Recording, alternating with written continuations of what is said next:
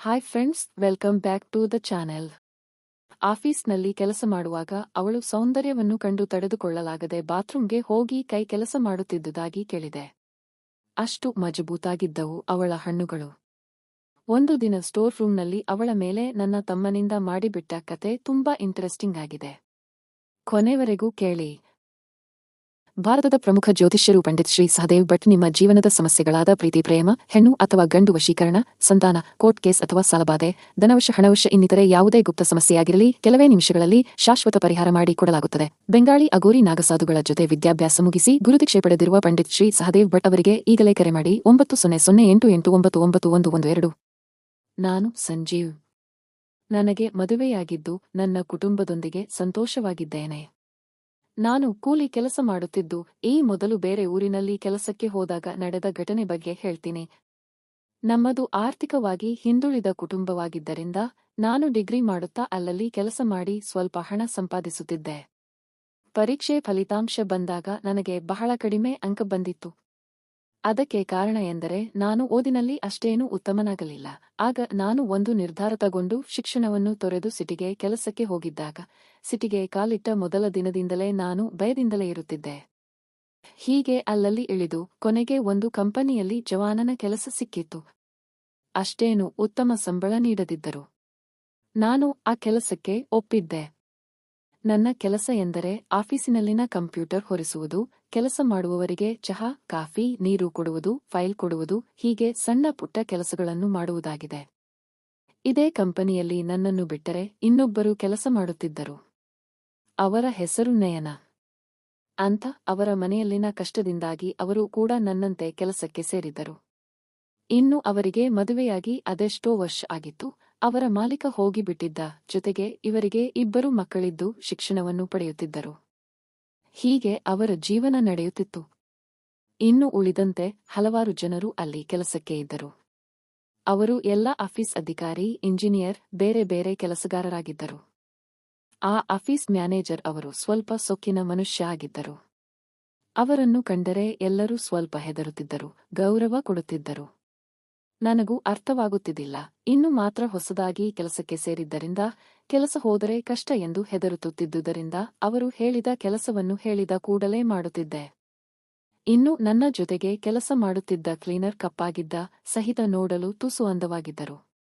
ಸುಮಾರು 40 ರಾಸುಪಾಸಿನ ಅವರು ಪ್ರತಿದಿನ ಬೆಳಗ್ಗೆ ಆಫೀಸ್ಗೆ ಬಂದು ಕಸದ ಗುಡಿಸಿದೆ ಮತ್ತು ನೆಲವರೆಸುವ ಕೆಲಸ ಮಾಡುತ್ತಿದ್ದರು. ಆಗ ನಾನು ಕಂಪ್ಯೂಟರ್ ಒರೆಸುತ್ತಿದ್ದೆ. ಹೀಗೆ ಒಂದು ದಿನ ಕಸದ ಗುಡಿಸುವಾಗಲೇ ಅಚಾನಕ್ಕಾಗಿ ನನಗೆ ಆ ಸೌಂದರ್ಯ ದರ್ಶನವಾಗಿ ಬಿಟ್ಟಿತ್ತು. ಗಜಗಾತ್ರದ ಸೌಂದರ್ಯವನ್ನು ಕಂಡು ನಾನು ಗಾಬರಿಯಾಗಿದ್ದೆ.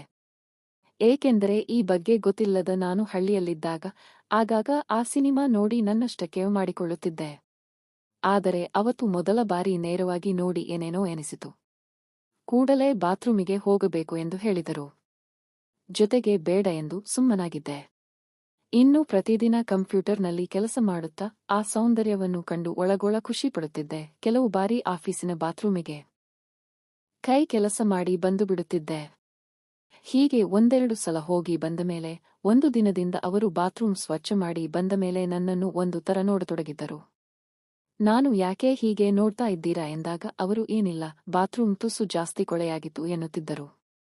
ಇನ್ನು ಆಫೀಸಿನಲ್ಲಿ ನಾನು ಕೆಲಸಕ್ಕೆ ಸೇರಿಕೊಂಡ ದಿನದಿಂದ ನಿಯತ್ತಾಗಿ ನನಗೆ ಹೇಳಿದ ಕೆಲಸವನ್ನು ಮಾಡುತ್ತಿದ್ದೆ. ಅಲ್ಲದೆ ಕೆಲವು ವೇಳೆ ನಮ್ಮ ಮ್ಯಾನೇಜರ್ ಕಡೆಯಿಂದ ಬಯಸಿಕೊಳ್ಳುತ್ತಿದ್ದೆ. ಅವರು ಮನಬಂದಂತೆ ಹೂಗಿದರು ಸಹಿತ ನಾನು ಅವರಿಗೆ ಹೊಸದಾಗಿ ಕೆಲಸಕ್ಕೆ ಸೇರಿದ್ದೀಯಾ ಅಂತ ಹೇಳುತ್ತಿದ್ದರು. ನಿನ್ನನ್ನು ಸುಮ್ಮನೆ ಬಿಡ್ತಾ ಇದ್ದೇನೆ, ಇಲ್ಲದಿದ್ದರೆ ಬೇರೆಯಾಗುತ್ತಿತ್ತು ಎಂದು ಹೇಳುತ್ತಿದ್ದರು. ಮೊದಲಿಗೆ ನನಗೆ ಈ ಬಗ್ಗೆ ಬೇಜಾರು ಎನಿಸಿದ. ಆದರೆ ಆಮೇಲೆ 3-4 ತಿಂಗಳಿನಲ್ಲಿ ಬಯಸಿಕೊಳ್ಳುವುದು ನನಗೆ ರೂಢಿಯಾಗಿತ್ತು. ಇದರ ಜೊತೆಗೆ ಪ್ರತಿದಿನ ಬೆಳಿಗ್ಗೆ ಕಂಪ್ಯೂಟರ್ ಒರೆಸುವ ಕಥೆಯೂ ಇರುತ್ತಿತ್ತು. ಒಂದು ದಿನ ನಮ್ಮ ಆಫೀಸಿನಲ್ಲಿ ಸಮಾರಂಭ ಇದ್ದ ಕಾರಣ ಅವತ್ತು ಎಲ್ಲರೂ ಹೋದಮೇಲೆ ನಾನು ಒಂದು ಸಲ ಇಡೀ ಆಫೀಸ್ ನೋಡಿ ಬರೋಣ ಅಂತ ಹೋಗಿ ಕೊನೆಗೆ ಸ್ಟೋರ್ ರೂಮಿನ ಹತ್ತಿರ ಹೋದೆ. ಅಲ್ಲಿ ಯಾರೋ ಅಳುವ ಶಬ್ದ ಕೇಳಿ ನನಗೆ ಗಾಬರಿಯಾಯಿತು. ಇವಾಗ ಯಾರೋ ಇಲ್ಲಿ ಅಳ್ತಾ ಇದ್ದಾರೆ. ಎಲ್ಲರೂ ಆಗಲೇ ಹೋಗಿದ್ದನ್ನ ನಾನು ನೋಡಿದ್ದೇನೆ. ದೆವ್ವ, ಭೂತ, ಬೇರೆ ಏನಾದರೂ ಅಂತ ಯೋಚನೆ ಬಂದಿತು. ಆಗ ಹಾಗೇನಿಲ್ಲ ಅಂತ ಧೈರ್ಯ ಮಾಡಿ, ಯಾರು ಒಳಗೆ ಇದ್ದೀರಾ? ಯಾಕೆ ಅಳ್ತಾ ಇದ್ದೀರಾ? ಏನಾಗಿದೆ ಎಂದಾಗ ಆ ಕಡೆಯಿಂದ ಹೌದು ಇದ್ದೀನಿ.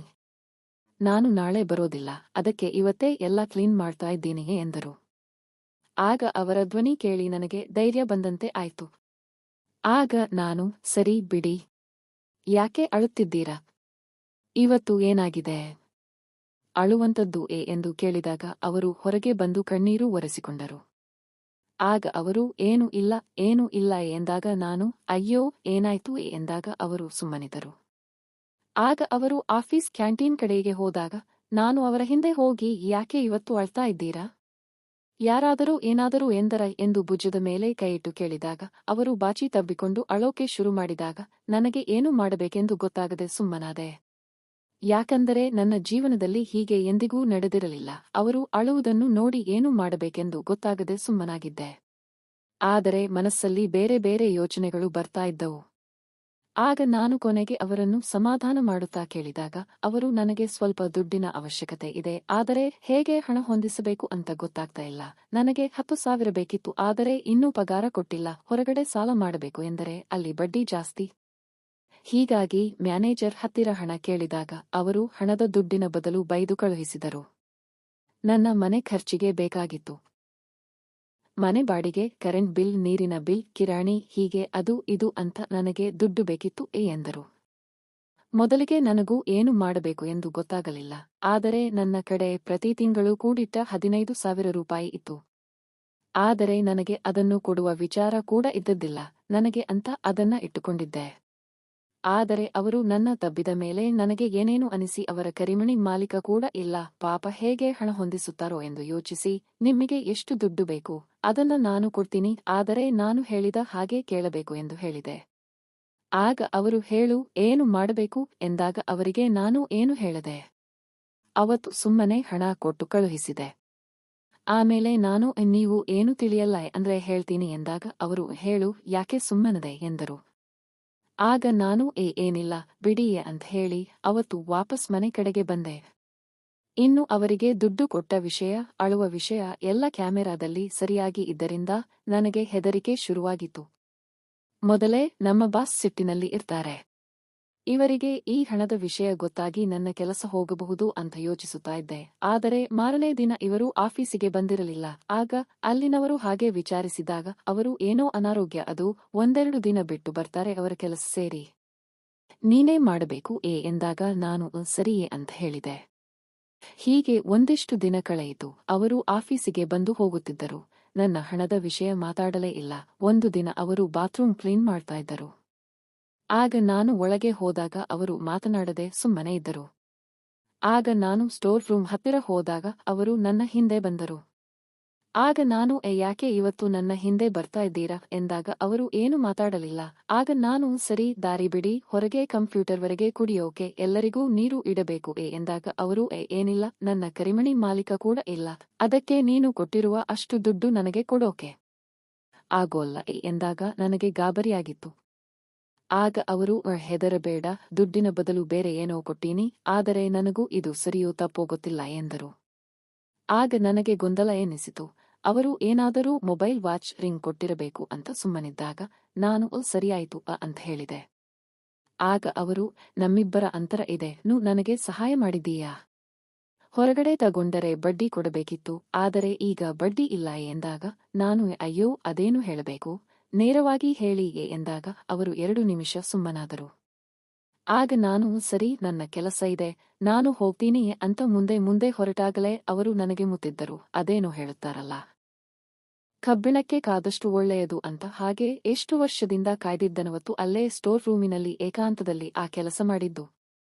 ಟೈಮ್ ನೋಡಿದರೆ ಮ್ಯಾನೇಜರ್ ಬರುವ ಹೊತ್ತಾಗಿತ್ತು. ಹಾಗಾಗಿದೆ ನಾನು ಬೇಗನೆ ಎಲ್ಲಾ ಕಂಪ್ಯೂಟರ್ ಒರೆಸಿ ಅವತ್ತು ಸಂತೋಷವಾಗಿದ್ದೆ. ಆದರೆ ಇದು ಸಂತೋಷದ ಬದಲು ದುಃಖ ಪಡುವ ವಿಚಾರವಾಗಿತ್ತು. ಏಕೆಂದರೆ ನನ್ನ ಏರಿಯಾದಲ್ಲಿಯ ಆಫೀಸಲ್ಲಿ ಕೆಲಸ ಮಾಡುತ್ತಿದ್ದ ಹಳೆಯ ಯುವಕನೊಬ್ಬ ನನಗೆ ಪರಿಚಯವಾಗಿದ್ದ. ಹೀಗೆ ಪ್ರತಿಸಾರಿ ಮಾತಾಡುವಾಗ ಅವನು ಪ್ರತಿಸಾರಿ ಇವರ ಬಗ್ಗೆ ಕೇಳುತ್ತಿದ್ದನು. ಒಂದು ದಿನ ನಾನು ಇವನಿಗೆ ಕೇಳಿದಾಗ ಅವನು, ಕ್ಲೀನರ್ಗೆ ಯಾರಾದರೂ ಹಣ ಇರುವರು ಸಿಕ್ಕರೆ ಅವರಿಗೆ ಏನೇನು ಹೇಳಿ ಹಣ ವಸೂಲಿ ಮಾಡ್ತಾರೆ, ಅದಕ್ಕೋಸ್ಕರ ಏನು ಬೇಕಾದರೂ ಮಾಡ್ತಾರೆ ಎಂದು ಹೇಳಿದಾಗ ನಾನು, ನಿನ್ನ ಮಾತಿನ ಅರ್ಥ ಏನು ಎಂದಾಗ ಅವನು, ಅವರು ದುಡ್ಡಿಗೋಸ್ಕರ ಎಲ್ಲ ಮಾಡ್ತಾರೆ. ನಾನು ಒಬ್ಬೆರಡು ಸಲ ದುಡ್ಡು ಕೊಟ್ಟು ವಾಪಸ್ ಕೇಳಿದಾಗ ಅವರು ಎಲ್ಲವನ್ನೂ ಕೊಟ್ಟಿದ್ದಾರೆ ಅಂತ ಹೇಳಿಬಿಟ್ಟ. ಅದನ್ನು ಕೇಳಿ ನನಗೆ ಗಾಬರಿಯಾಗಿ ನಾನು ಕೊಟ್ಟ ದುಡ್ಡು ವಾಪಸ್ ಬರೋದಿಲ್ಲ ಎಂದು ಎನಿಸಿತು. ಆದರೂ ಆಗ ನನಗೆ ಅವಳ ಜೊತೆ ಸೇರಿಯ ಕೆಲಸ ಮಾಡುತ್ತಿದ್ದ ಕಾರಣ ನಾನು ಅವಳಿಗೆ ಕೊಟ್ಟ ದುಡ್ಡಿನ ಬಗ್ಗೆ ಯೋಚನೆಯೇ ಬರ್ತಿರಲಿಲ್ಲ. ಆದರೂ ಎಲ್ಲೋ ಮನಸ್ಸಿನಲ್ಲಿ ಹಣ ಬರುತ್ತೋ ಇಲ್ವೋ ಅಂತ ಒಂದು ಕಡೆ, ಆದರೆ ಇನ್ನೊಂದು ಕಡೆ ಅವಳ ಜೊತೆ ಆ ಕೆಲಸ ಮಾಡುವುದರಲ್ಲಿ ನಿರತನಾಗಿದ್ದೆ. ನಾನು ಮೊದಲು ಸಲ ಒಂದು ಹೆಣ್ಣಿನ ಜೊತೆ ಆ ಕೆಲಸ ಮಾಡುತ್ತಿದ್ದ ಕಾರಣ ನನಗೆ ಬಹಳ ಸಂತೋಷವಾಗಿತ್ತು. ಅದರಲ್ಲೇ ಮೈ ಮರೆತಿದ್ದರಿಂದ ನನಗೆ ಕೊಟ್ಟ ಹಣ ಕೇಳುವುದನ್ನೇ ಮರೆತಿದ್ದೆ. ಹೀಗೆ ಒಂದು ದಿನ ನಾನು ಅವಳಿಗೆ ನಾನು ಕೊಟ್ಟ ದುಡ್ಡು ಕೇಳಿದಾಗ ಆಗ ಅವಳು, ನಿಮಗೆ ಮೊನ್ನೆ ಹೇಳಿದ್ನಲ್ಲ ನನ್ನ ಕೈಯಿಂದ ದುಡ್ಡು ಕೊಡಲು ಆಗೋದಿಲ್ಲ ಅಂತ, ಅದಕ್ಕೆ ನಿಮ್ಮ ಜೊತೆ ಆ ಕೆಲಸಕ್ಕೆ ಒಪ್ಪಿಕೊಂಡಿದ್ದು ಅಂತ ಅಂದಳು. ಆಗ ನಾನು ಸರಿ ಅಂತ ಹೇಳಿ ನಾವಿಬ್ಬರೂ ಆ ಕೆಲಸ ಮುಂದುವರೆಸಿದೆವು. ನೋಡಿದ್ರಲ್ಲ ಸ್ನೇಹಿತರೆ, ಈ ಕತೆ ಹೇಗಿದೆ ಅಂತ ನಿಮ್ಮ ಅನಿಸಿಕೆ ತಿಳಿಸಿ. ಮತ್ತೆ ಮುಂದಿನ ವಿಡಿಯೋದಲ್ಲಿ ಸಿಗೋಣ. ಧನ್ಯವಾದಗಳು. ನಮಸ್ಕಾರ.